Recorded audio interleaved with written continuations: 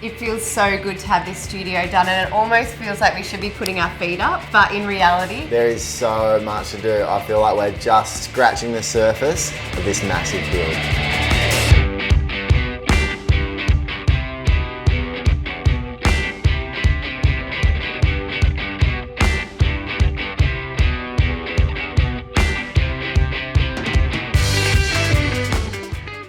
Today's the day, the concrete's going in. It's been a lot of work up until now, getting all the formwork sorted. And now we've been able to pump all the concrete, basically starting from the back and working our way to the front with the big Lang concrete pump. So they're killing it. It's every toddler's dream to watch concrete trucks. So I've brought the kids along to watch, and this is pretty monumental occasion because this is our house slab being laid. And just so I can show them how tough their mum is, I've got on the shovel as well. Go, Mum.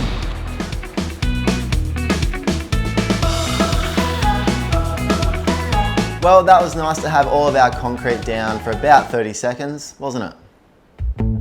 Well, it's only been a couple of days since we've had the slab down and Kara's already started making changes. So she wanted the sink over in the kitchen against the wall, but now she's decided she wants it in the island bench. So it means I'm here with the concrete saw.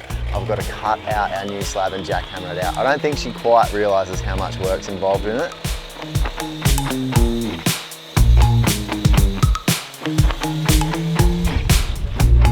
What a mess.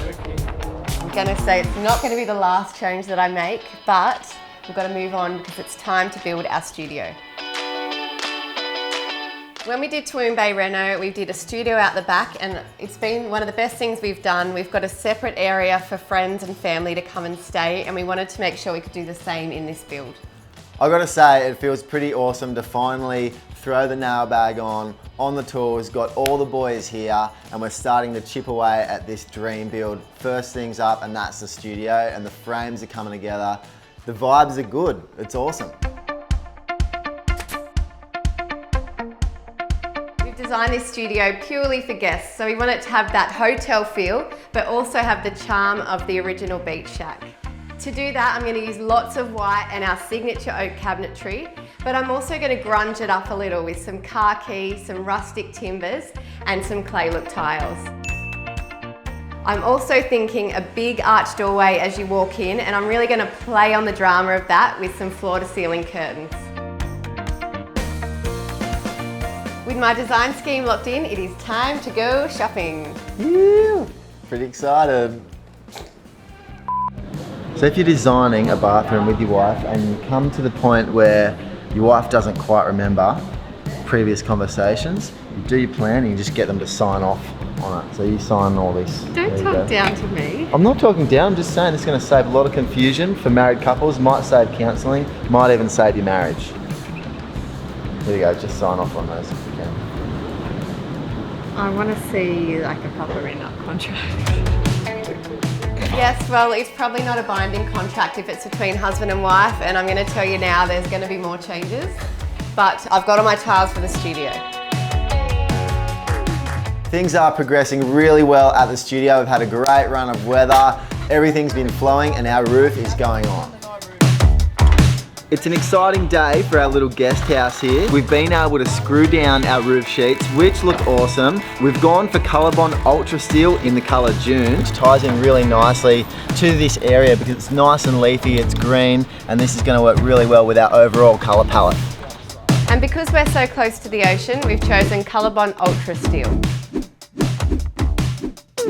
The exterior of the studio is totally locked up. That means we're working on the inside. All the rough-ins happening, plumbing, electrical, the infrastructure, and then gyprocks going on the walls, ready for fit out.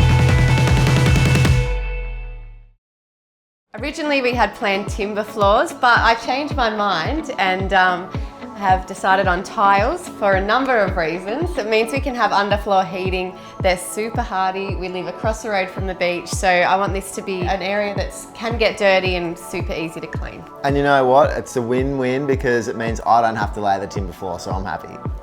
I've decided on a whitewash timber look tile, and I'm going with a herringbone pattern, which is a bit more time consuming to lay, but it'll be worth it in the end.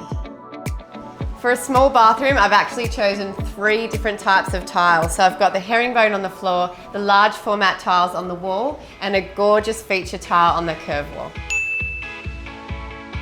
We put a fair bit of thought and design into this kitchen, basically because there's a small amount of space and we wanted to use it well and for this area to function properly. But the ceilings are high, so we've run the cabinetry all the way up to make use of all that space. We've got some beautiful soft oak tones mixed with the white, but the hero of the kitchen is the Cosentino stone, installed to perfection by Ed Steen. This is the courtyard to our studio, and it's completely self-contained from the rest of our house. So the idea is that if we have guests come and stay, they can let themselves in and out. They've got their own outside entertaining area. They can walk to the beach, they can come back, relax on the deck, have a shower, and just chill out in their own zone. I mean, all in all, it's going to be a pretty nice spot. Probably move out here myself. When the kids are annoying you? Yeah. Well, yeah, we can take it in turns then. Building our deck outside here, and what we've done is gone with the 140 wide black butt decking, which Mitre 10 have just dropped off. Personally, this is my favourite type of decking just because it comes like really nice and wide. I love the colour of it, and it's black butt, so it's really durable and it's perfect for any sort of deck outside and adds so much more living space. So this is going to be a beautiful little feature.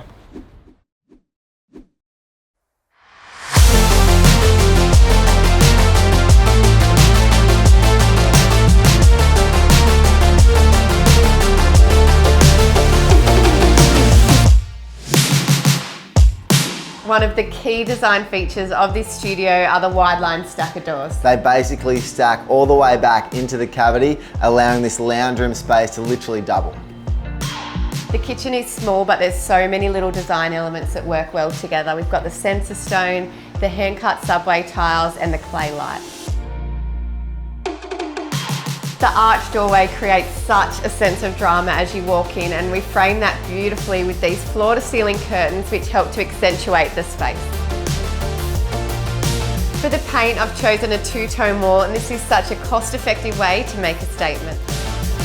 When setting up guest accommodation, it's important to choose a quality mattress.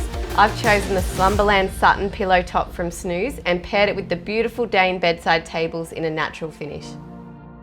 For the wardrobe space, we've had Lachlan Furniture design and make some beautiful oak cabinetry. This is a short stay accommodation only, so we've made sure there's just the right amount of storage. Couple of t-shirts, 1 pair of undies, 1 pair of socks. And if you've got to do the washing, it's time to go. Moving into the bathroom, we've got this beautiful oak vanity. And I love how that works so well with those clay look tiles.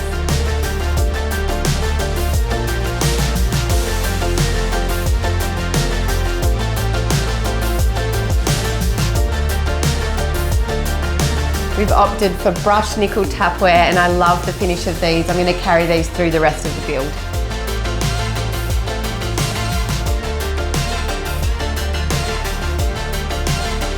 With our rake ceilings, we've got 2 Velux skylights which let in heaps of natural light.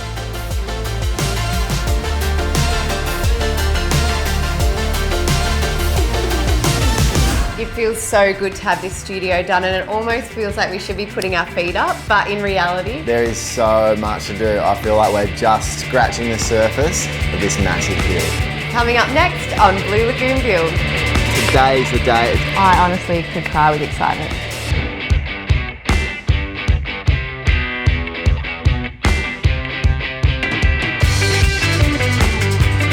Because we're so close to the ocean. We're so close to the ocean.